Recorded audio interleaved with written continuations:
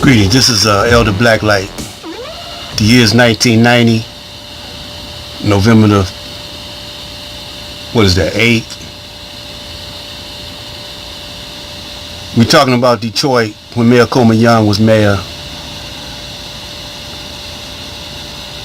Now, we got some spin doctors on this video. The news media here is spinning the narrative about Detroit, making it against Mayor Young and also against Detroit, against the so-called citizens, the black people in Detroit. Because the previous video, we were talking about Malice Green's murder, but how we got justice. Mayor Colman was very instrumental in getting those two white supremacist police officers in prison. And so after that, they started dogging Mayor Young. And you got some boule Negroes here in Detroit. They still here.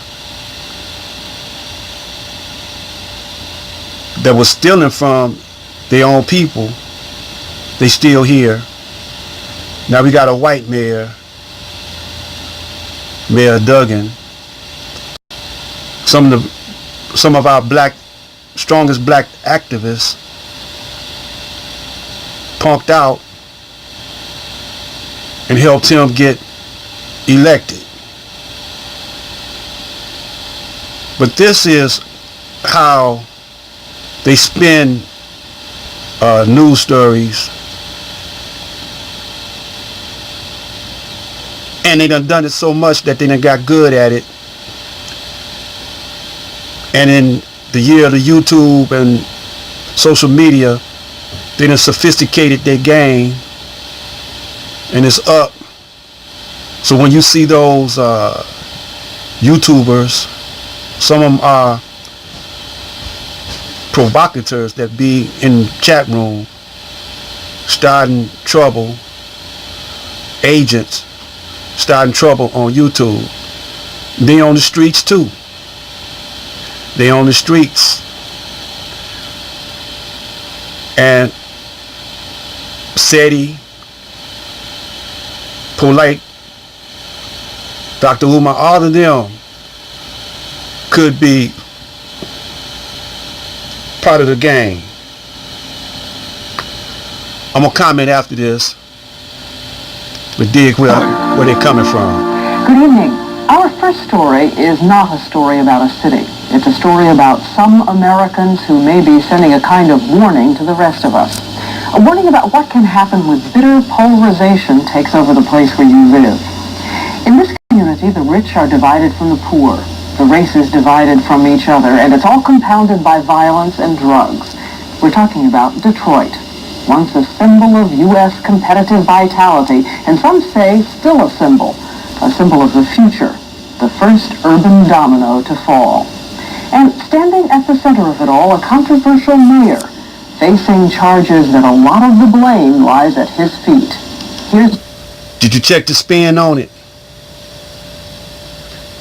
Check how they use their narrative, their words.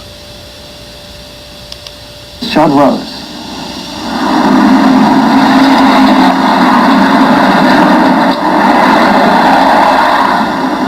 This is a racist story, or so the mayor of Detroit would have you believe. Did you check that out? He told the truth at first. He told the truth at first, but he smoothed it out and put it on Mayor Colman. It's about the city and the mayor, and it's no Valentine, which by his definition makes it a racist story. To attack Colman Young not become a code word for black. To attack Detroit is to attack black. Politicians run for office by attacking Detroit, by attacking Colman Young. The media gets headlines. You're a symbol. By running bad, exactly. You got it. Colman Young doesn't like criticism, especially from outsiders. But outsiders should take a close look at Detroit and wonder, could it happen here? Now look at those pictures. Look at those pictures. It's done got worse than that. It's done got worse than that. That was just on one little area of Detroit. Not all over Detroit, but now it's all over the neighborhoods. The truth may hurt, but the truth is, Detroit is burning. Every city has arson fires, but only here is there one angry night like Devil's Night. Every year on Halloween Eve, while other cities have trick-or-treating and window soaping, Detroit is engulfed in an orgy of arson. It's a holiday tradition, sort of like a mean-spirited Mardi Gras. We were just sitting there watching TV, and all of a sudden there's a burst of flame. That was it. John Holden lived here for 31 years. It was gone in minutes. There were hundreds of fires like this during Devil's Night and the days before and after. Firefighters said there were nearly 400, but the city counted less than 300. Not surprising, Devil's Night is just more bad publicity for a city that already has plenty. This is hell. It's hell here on Devil's Night. Detroit is armed and dangerous. There are an estimated 1.2 million guns here, more guns than there are people. This 22 automatic, I keep that one under my pillow with me. Along with his 22, Art Sims owns a 9mm automatic pistol, an assault rifle, and a... And this is when they start confiscating guns, checking guns in and getting money paid for it. And this is why the push for gun control is now. Sawed-off shotgun. He lives in one of Detroit's better neighborhoods. 5 streets down, you got crack dealers, and you got people breaking in. They come down here, they see nice houses, they see nice things, and they want to break in. So I gotta. Now, You're prepared to use those? yeah, at all times. Detroit is bleeding. If you're young, black, and male, you're more likely to die by violence than any other cause. Yeah. But now you got whiteys dying from crazy white boys shooting up the schools, shooting up hold down concerts. Come on with it. Last year, there were 400 children aged 17 or younger who were shot in the city. 40 were shot dead. Like a whole generation is being wiped out. It's like they just don't care about life. It's nothing to take a life. Gloria G's son lost his life last April. Police sources think a drug hit team shot him by mistake. Quentin G was 19. When I visit the cemetery, what can I do is just say to myself, why? Why is he there? He doesn't even know why he's there. He even asked the question, why did anybody want to shoot me? Are you proud of Detroit? Certainly I'm proud of Detroit. I wouldn't be here if I were not. Coleman Young has been the mayor of Detroit for the past 17 years. Is it a safe place to live, a good place to live, a good place It's a to good raise place a to family? live, and I think it's as safe as any other. There's not a body on every corner.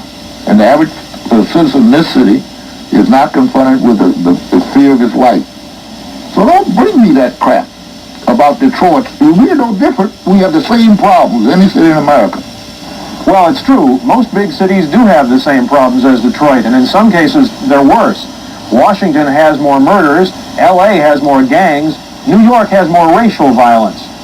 America's cities are on a dark and... See, what they were doing here was a gentrification move.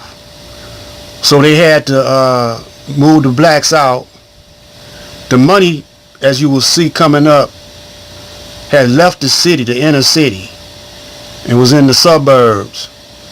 And downtown Detroit was falling down. on purpose. Dangerous road. But you come here and you get the feeling that this is what the end of the road looks like.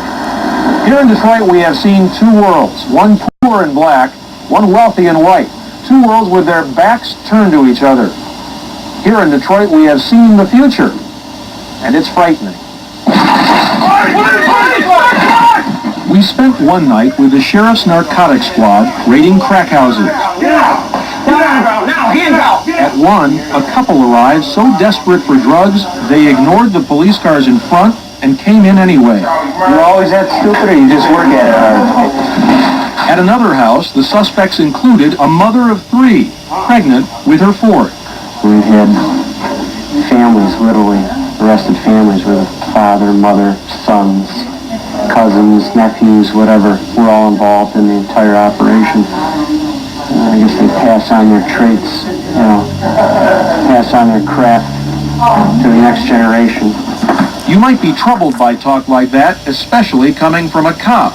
But Detroit's cops are overwhelmed by what has become a $1 billion-a-year business here. In fact, some black community leaders told us that the drug industry is now the biggest employer of young black men in Detroit. Do you understand your rights? Crack rules in a city where once cars were king. Detroit put the world on wheels. In one generation, these and other names created America's #1 industry. Then the bottom fell out. In the last decade, nearly a third of all auto workers lost their jobs, and blacks were hit hardest. Detroit's unemployment rate is staggering. Infant mortality is twice the national average, and almost 3 times as many Detroiters fall below the poverty line.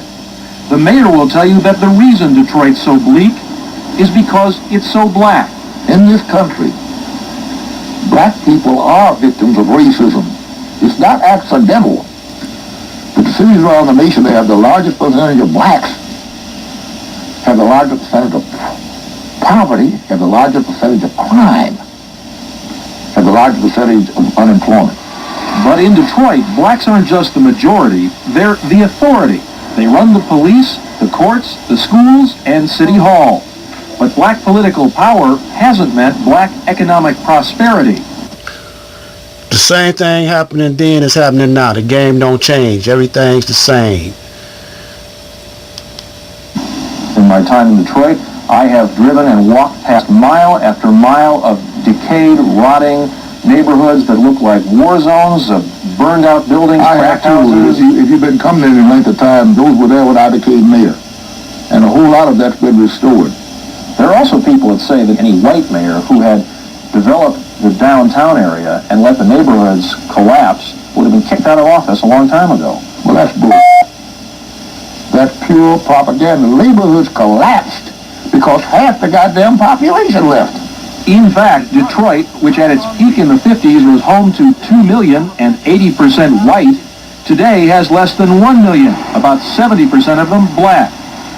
So now, when it's hammer time in the city, it's tea time in the suburbs. This is where whites went, taking their money and jobs with them. There are now more offices here than in Detroit, more stores too, so there's no reason to go to the city. The only thing the suburbs lack are blacks. One study called these among the most segregated suburbs in America. Suburbs created by white...